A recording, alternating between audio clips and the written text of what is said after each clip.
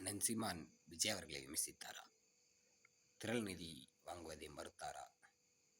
வாருங்கள் பார்ப்போம்.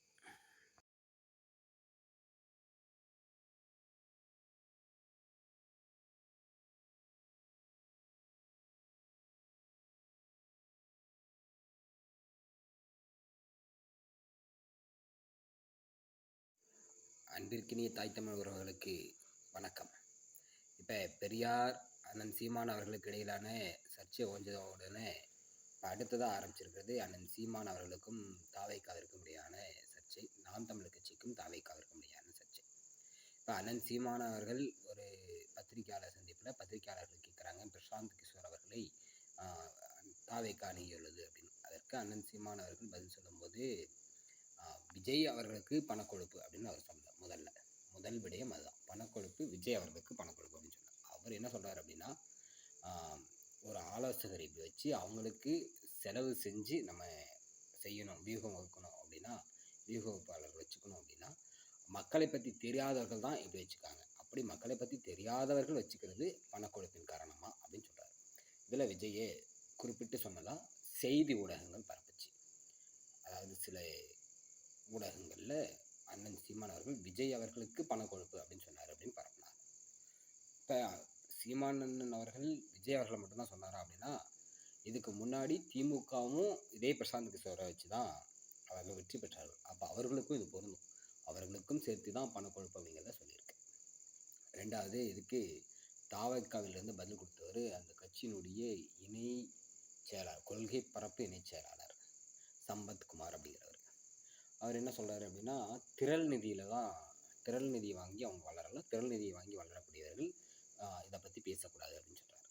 சரி, இந்த திரள் நிதி அப்படின்னா என்ன? முதல்ல திரள் நிதி அப்படிங்கிறது ஒரு கட்சி வளர்வதற்கு மக்களால் கொடுக்கப்படக்கூடிய நிதி. இந்த திரள் நிதி அப்படிங்கிற பேரை அறிமுகப்படுத்தினதே அண்ணன் சீமான் அவர்கள் தான். ஏன் அப்படின்னா, கட்சி வளர்ச்சி நிதி கொடுங்க அப்படின்னு தான் இதற்கு முன்னாடி இருந்த கட்சிகளெல்லாம் பொதுமக்கள்கிட்ட காசு வாங்கியிருந்தாங்க. பொதுமக்கள்கிட்ட காசு வாங்காத கட்சி ஒன்று கிடையவே கிடையாது. திமுகவாக இருக்கட்டும், அதிமுகவாக இருக்கட்டும், எந்த கட்சியாக இருந்தாலும், இதுவரை இருந்த எந்த கட்சியாக இருந்தாலும் பொதுமக்கள் கொடுத்த பணத்தை வச்சு தான் அவர்களுடைய கட்சி வளர்ந்துச்சு. அப்போ அவர்கள் நிதி அப்படின்னா கட்சி வளர்ச்சி நிதி அப்படின்னு வாங்கிட்டு இருந்தாங்க.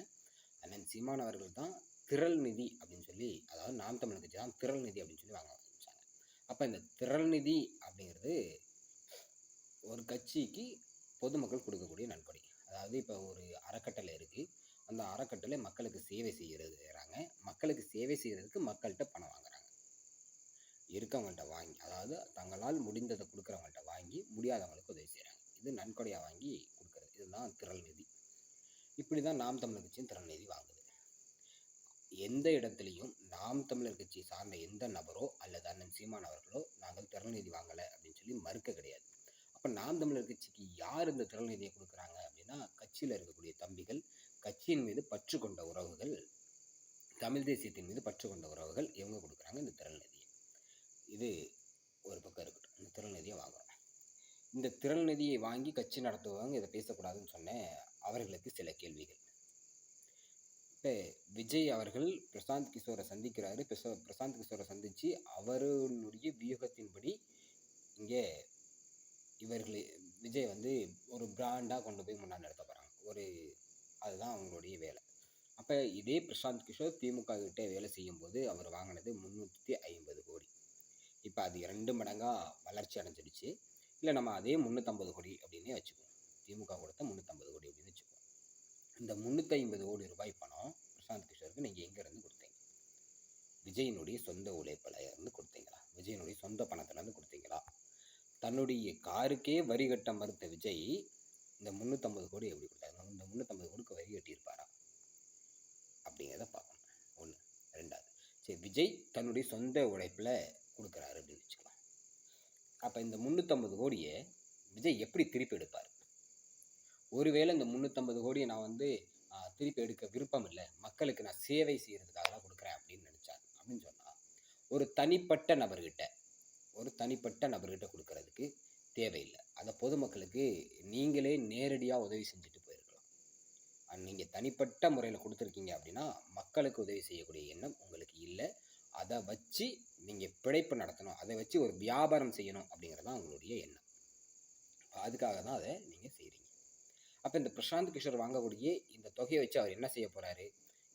இருக்கக்கூடிய செய்தி ஊடகங்களுக்கு அந்த தொகையை பிரித்து கொடுக்க போகிறாரு. இந்த யூடியூபர்ஸ், இந்த சில நாய்கள் கொக்கரிச்சிட்டு இருக்கோம் இல்லையா, அவங்களுக்கு கொடுத்து உங்களை வந்து நீங்கள் செய்யக்கூடிய எல்லா செயல்களும் தரமான செயல்கள் அப்படிங்கிற மாதிரி உங்களை கொண்டு போய் சேர்க்க சொல்லுவாங்க. அதுக்காக தான் அந்த பணத்தை செலவிட போகிறாங்க இல்லையா. அவர் வாங்கக்கூடிய பணம் அவருக்கான ஊதியமாக இருக்கிறத விட அவர் வாங்கக்கூடிய பணம் உங்களை முதல்வராக்குவதற்கு அவர் செலவு செய்யக்கூடிய பணம் அப்படின்னு வச்சுக்கோங்க. அப்போ அந்த தொகையை நீங்கள் எப்படி திருப்பி எடுப்பீங்க அப்படிங்கிறது ஒன்று. ரெண்டாவது, ஒருவேளை இது உங்கள் சொந்த உழைப்பாக இருந்தால், உங்கள் சொந்த உழைப்பில் வந்த பணமாக இருந்தால் இந்த பணம் உங்களுக்கு எப்படி வந்தது? நீங்கள் நடித்ததுனால நீங்கள் வாங்கின ஊதியம் இல்லையா. இப்போ ஒரு சின்ன கேள்வி, நீங்கள் நடிக்கிறீங்க, ஒரு படத்துக்கு 200 கோடி வாங்குறீங்க, உங்களுடைய சம்பளம் 200 கோடி வாங்குறீங்க. இப்போ ஒரு தியேட்டரில் ஒரு திரையரங்குக்கு போகிறோம், ஒரு திரையரங்கில் அந்த முதல் காட்சி, உங்களுடைய படம் வெளியாகக்கூடிய முதல் காட்சி அப்படின்னு வச்சுக்கோங்க. அந்த காட்சிக்கு அரசு நிர்ணயித்திருக்கக்கூடிய கட்டணம் 250 ரூபாய். ஆனால் நீங்கள் எவ்வளோ வாங்குறீங்க? அந்த தியேட்டர் உரிமையாளர் எவ்வளோ வாங்குறாரு? 2000 ரூபாய் வாங்குறாரு. தியேட்டர் உரிமையாளர் 2000 ரூபாய் வாங்குறாராங்கிறது ரெண்டாவது விடயம். என்ன பண்ணுறாங்க அப்படின்னா, முதல்ல டிக்கெட்டே கிடைக்காது. அங்கே போய் கேட்டோம் அப்படின்னா, உங்களுக்கு வேணும்னா ரசிகர் மன்றத்தை போய் கேளுங்க, முதல்ல ரசிகர் மன்றத்தில் புக் பண்ணிட்டாங்க அப்படின்னு சொல்லிடுவாங்க. இந்த ரசிகர் மன்றத்தில் என்ன செய்கிறாங்க அப்படின்னா, முதல்ல இருக்க டிக்கெட் எல்லாத்தையும் புக் பண்ணி வாங்கி வச்சுக்கிட்டு போகிறவங்கள்ட்ட, அதாவது டிக்கெட்டு கிடைக்கல அப்படின்னு அவங்கள்ட்ட கேட்குறவங்களுக்கு அந்த டிக்கெட்டை 2000 ரூபாய்க்கும் 2500 ரூபாய்க்கும் 3000 ரூபாய்க்கும் விற்கிறாங்க. இந்த இடத்துலையே நீங்கள் ஊழல் செய்கிறீங்க. ஒரு டிக்கெட்டை கம்மி விலைக்கு வாங்கி அதை அதிக விலைக்கு விற்று இங்கேயே நீங்கள் வந்து பிளாக்ல டிக்கெட் விற்று ஊழல் தான் செய்கிறீங்க. இந்த இடத்துலையே ஊழல் செய்கிற நீங்கள் நாளைக்கு வெற்றி பெற்றா அங்கே ஊழல் செய்ய மாட்டீங்களா?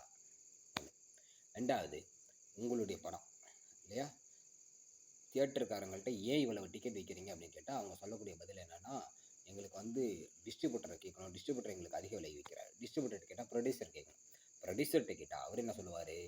விஜய் அவர்கள் இல்லை மற்ற நடிகர்கள், எல்லா நடிகர்களும் பொதுவாக எடுத்துக்கோம், நடிகர்கள் அதிகமான சம்பளம் வாங்குறதுனால நாங்கள் அதிகமான விலைக்கு விற்க வேண்டியதாக இருக்குது அப்படின்னு சொல்கிறாங்க. இப்போ உதாரணமாக ஒரு படம் ஒரு 300 கோடி ரூபாய் 400 கோடி ரூபாய் பட்ஜெட்டில் உருவான ஒரு படம் அப்படின்னு வச்சுக்கோங்க இல்லைங்களா. அதில் ஒரு 50 கோடி அல்லது 100 கோடி தான் அந்த படத்தை தயாரிக்கிறதுக்கும் அந்த படத்தை வெளியிடுறதுக்கும், அதாவது அந்த இசை வெளியீட்டு விழா, முன்னோட்டம் வெளியீட்டு விழா இப்படி நடத்துகிறீங்க இல்லையா, அதுக்கும் செலவிடக்கூடிய தொகை. மீதி 200 கோடி, அதில் 200 கோடி 150 கோடி நடிகருக்கு, நடிக்கக்கூடிய நபருக்கு போகுது. சரி, நீங்கள் வந்து அப்படி அதிகமான ஊதியம் வாங்குறீங்க, அதில் தப்பு இல்லை, அது உங்களுடைய விருப்பம், நீங்கள் வாங்குறீங்க. அப்போ நீங்கள் அதிகமான ஊதியம் வாங்குறீங்கன்னா உங்கள் படத்தில் வேலை செஞ்சுருக்கக்கூடிய கேமராமேன்லேருந்து, அதாவது ஒளிப்பதிவாளர், அப்புறம் அங்கே இருக்கக்கூடிய இயக்குனர், இவங்க எல்லாத்துக்குமே அதிகமான ஊதியம் போயிருக்கணும். விஜய் படத்தில் ஒர்க் பண்ணோம் அப்படின்னா எங்களுக்கு அதிகமான ஊதியம் வரும் அப்படின்னு யாராவது சொல்கிறாங்களா? இல்லை. எந்த படத்தில் இயக்குனாலும் ஒவ்வொரு படத்துக்கு என்ன ஊதியம் கிடைக்குமோ, நீ என்ன கேமரா வச்சுருக்கியோ அதுக்கு தகுந்த பணம் தான். விஜய் படத்தில் நான் வேலை செய்கிறேன் அப்படிங்கிறதுக்காக என்னுடைய பணம் வந்து ரெட்டிப்பாகிறது இல்லை, ஆனால் உங்களுடைய சம்பளம் மட்டும் 2 மடங்காக ஆகுது.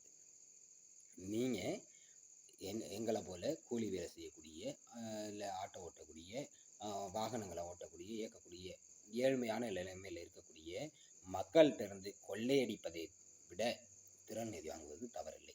திரள் நிதி நாங்கள் விருப்பப்பட்டு வழங்குவது, நீங்கள் வாங்குவது கொள்ளையடிப்பதுக்கு சமம் இல்லையா. இதே நீங்கள் இதுக்கு முன்னாடி அரசியலுக்கு வந்திருந்தீங்க அப்படின்னா, பிரசாந்த் கிஷோரை வச்சு திமுக செய்யும்போது விமர்சிச்சிருப்பீங்க. ஏன்னா அப்போ எல்லா கட்சிகளும் விமர்சித்தாங்க, எல்லா கட்சிகளுமே அவர்களை பிரசாந்த் கிஷோரை வச்சு வேலை செய்கிறத விமர்சித்தாங்க, நீங்களும் அதை செஞ்சுருப்பீங்க. ஆனால் இப்போ அதே தவிர நீங்கள் செய்கிறீங்க அப்படின்னா, உங்களுக்கு பின்னாடி இருக்கக்கூடிய பண பலத்தை நம்பி, அதாவது லாட்டரி டிக்கெட் மூலம் வரக்கூடிய பணத்தை நம்பி தான் நீங்கள் இந்த வேலையை செய்கிறீங்க அப்படிங்கிறது தான் குற்றம். ரெண்டாவது, சீமான் உளறுகிறார் அப்படின்னு அவர் சொன்னார். சீமான் வந்து மைக்கை நீட்டினா உளறுவார் அப்படின்னு. சரி, சீமான் மைக்கை நீட்டினா உளறுவார், ஆனால் உங்கள் தலைவர் விஜய் மைக்கை நீட்டுறதுக்கு முன்னாடியே மைக்கை சந்திக்கிறதுக்கு பயந்து ஓடுறார். முதல்ல ஒரு பத்திரிக்கையாளர் சந்திப்பை நடத்துங்க, அந்த பத்திரிக்கையாளர் சந்திப்பில் உங்கள் தலைவரை வந்து பேச சொல்லுங்கள். உங்கள் தலைவர் விஜய் அவர்கள் பத்திரிக்கையாளர் சந்திப்பில் பேசட்டும், அவர் என்ன பேசுகிறாரு, எப்படி பேசுகிறாரு அப்படிங்கிறத பார்த்துட்டு உங்கள் தலைவர் வளர்றாரா இல்லையா அப்படிங்கிறத சொல்ல சொல்லுங்கள். ரெண்டாவது, எந்த துண்டு சீட்டும் இல்லாமல் அண்ணன் சீமான் அவர்கள் எப்படி கேட்கக்கூடிய கேள்விகளுக்கு பதில் சொல்கிறாரோ அப்படி சொல்லணும். அதாவது இந்த ஊடகங்கள் சிண்டு முடிந்து விடக்கூடிய வேலையை செய்யக்கூடியது தான் இந்த ஊடகங்கள். இந்த ஊடகங்கள் என்ன பண்ணுவாங்க அப்படின்னா, செய்திகளை திரித்து போடுவது தான் இவர்களுடைய வேலை. அண்ணன் மதிப்பிற்குரிய அண்ணன் விஜயகாந்த் அவர்கள் அழிந்ததில், விஜயகாந்த் அவர்களினுடைய அரசியல் அழிந்ததில் முக்கியமான பங்கு இந்த விபச்சார ஊடகங்களுக்கு தான் இருக்குது. இவர்களினால் தான் அவருடைய அரசியல் கேள்விக்குறியானது. மிக சிறந்த ஒரு தலைவரை நாம் இழந்ததற்கு காரணம் இந்த ஊடகங்கள். இந்த ஊடகங்களை பற்றி நீங்கள் என்றைக்கு ப்ரெஸ் மீட் கொடுக்குறீங்களோ அன்றைக்கி தெரிஞ்சுக்கும். அது வரைக்கும் நீங்கள் இப்படி தான் பேசுவீங்க. அடுத்து நாம் தமிழர் கட்சியில் இருக்கக்கூடிய யாருமே அப்படி உணர மாட்டாங்க. உங்கள் தலைவரை பேட்டி கொடுக்க சொல்லுங்கள், அதற்கு இணையாக எங்கள் மழலையர் பாசறை பேட்டி கொடுத்தா கூட சரியாக இருக்காது இல்லையா? எங்கள் மழலையர் பாசறை கூட உங்கள் தலைவர் பேச முடியாது. அந்த அளவுக்கு தான் உங்கள் தலைவருடைய நிலைமை. ஏன் அப்படின்னா, அப்படி அவருக்கு பேசுகிற திராணி இருந்திருந்தால், தெம்பு இருந்திருந்தால், பெரியாரை பற்றி அண்ணன் விமர்சித்த போது பெரியாரை கொள்கை தலைவராக கொண்டிருக்கக்கூடிய நீங்கள் அதற்கு பதில் சொல்லியிருப்பீர்கள். இல்லை என்றால் நாங்கள் பெரியாரை ஏற்றுக்கொள்ளவில்லை அப்படின்னு சொல்லிட்டு நீங்கள் போயிருப்பீங்க. ரெண்டுமே சொல்லாமல் நீங்கள் மௌனம் காக்குறீங்க அப்படின்னா, உங்களுக்கு பத்திரிகையாளர் சந்திப்பு நடத்துவதற்கோ, பத்திரிகையாளர்களை சந்திப்பதற்கோ, அல்லது பெரியாரை பற்றி பேசுவதற்கோ உங்களுக்கு அச்சம். அதனால் நீங்கள் பேசாமல் இருக்கீங்க. இல்லை, இப்போ வரக்கூடிய கோபம் அப்பமும் வந்திருக்கணும். ஏன் இந்த சம்பத் குமார் இப்படி பேசுறாரு அப்படின்னு பார்த்தோம்னா, இது வரைக்கும் நம்ம இந்த பேரை கேள்விப்பட்டிருக்க மாட்டோம் இல்லையா?